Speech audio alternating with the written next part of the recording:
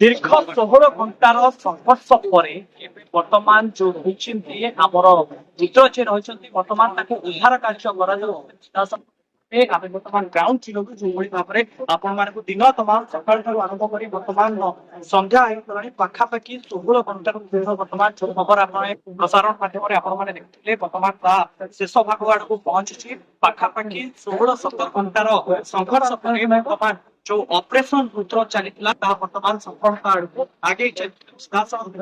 ବର୍ତ୍ତମାନ ସକାଳ ପହର ଯୋଉଠାରେ ଗ୍ରାଉଣ୍ଡ ଜିରୋ ହିଁ ସମସ୍ତ ପୋଲିସ ପ୍ରଶାସନ ଠାରୁ ଆରମ୍ଭ କରି ତାଙ୍କର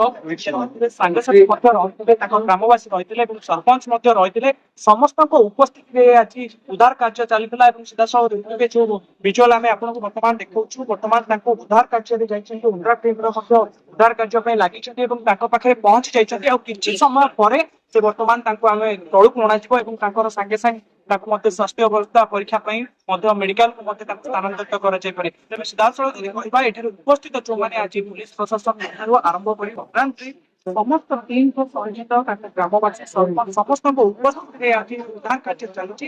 ସିଧାସଳଖ ଦେଖିପାରୁଥିବେ ଯେ ଏ ଦୃଶ୍ୟ ଆଜି ବୟାନ କରୁଛି ଯେ ଢେଙ୍କାନାଳରେ ଯେତେବେଳେ ପ୍ରଥମ ଥର କରି ଏଭଳି ଗୋଟେ ଅପରେସନ ଚାଲିଥିଲା ଏବଂ ଯାହାର ନାଁ ଦେଇଥିଲୁ ଆମେ ଅପରେସନ ରୁଦ୍ର ଏବଂ ତାହା ଆଜି 16 ଘଣ୍ଟାର ପରିଶ୍ରମ ପରେ ଆଜି ବର୍ତ୍ତମାନ ଅପରେସନ ରୁଦ୍ର ସଫଳତା ଆଡକୁ ଯାଉଛି। ତେବେ ଦେଖୁଥିବେ ବର୍ତ୍ତମାନ କୋଉଭଳି ଭାବରେ ତାଙ୍କୁ ରେସ୍କ୍ୟୁ କରାଯାଉଛି ଯାହାକୁ ଅନନ୍ତ କରିପାରେ ତା ସହିତ ଏ କଥାକୁ ଆଜି ପ୍ରମାଣିତ କରିଛନ୍ତି ରୁଦ୍ର ଯେ ଏତେ ସଂଘର୍ଷ ପରେ ସେ ବର୍ତ୍ତମାନ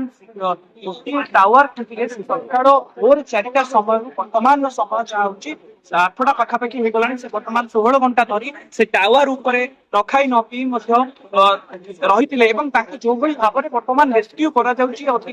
ବିପଦପୂର୍ଣ୍ଣ ଭାବରେ ତାଙ୍କୁ ବର୍ତ୍ତମାନ ରେସ୍କ୍ୟୁ କରାଯାଉଛି ଯାହାକି ପାର୍ଶ୍ୱରେ ଥିବା ଯୋଉ ଆମ୍ବ ଗଛକୁ ଆପଣ ସିଧାସଳଖ ଯୋଉ ଦେଖୁଛନ୍ତି ଆମ୍ବ ଗଛକୁ ଭେଦ କରିକି ଯୋଉ ଆମର ଓଡ୍ରାଫ ଟିମ ଦ୍ୱାରା ତାଙ୍କୁ ଓହ୍ଲା ଯାଉଛି ତାହା ମଧ୍ୟ କେତେ ପରିସ୍ଥିତି ରହିଛି ଭୟଙ୍କର ପରିସ୍ଥିତି ରହିଛି ସେଇ ପରିସ୍ଥିତିକୁ ମଧ୍ୟ ଖାତିର ନ କରି ଜିଲ୍ଲା ପ୍ରଶାସନ ଏବଂ ଓଡ୍ରାଫ ଟିମ ମଧ୍ୟ ଅତି ଶୃଙ୍ଖଳ ସହିତ କେଉଁଭଳି ଭାବରେ ସୁରକ୍ଷିତ ଭାବରେ ତଳେ ଓହ୍ଲେଇ ପାରିବେ ଏବଂ କୋଉଭଳି ଭାବରେ ତାଙ୍କର ସ୍ୱାସ୍ଥ୍ୟ ଅବସ୍ଥା ଠିକ ରହିବ ସେଥିପ୍ରତି ମଧ୍ୟ ଧ୍ୟାନ ଦିଆଯାଉଛି ଏବଂ ତାଙ୍କୁ ସେଇଭଳି ଭାବରେ ରେସ୍କ୍ୟୁ ବର୍ତ୍ତମାନ ଚାଲିଛି। ଆଉ କିଛି ସମୟ ପରେ ସେ ବର୍ତ୍ତମାନ ଆପଣମାନଙ୍କ ଗହଣରେ ପହଞ୍ଚିବେ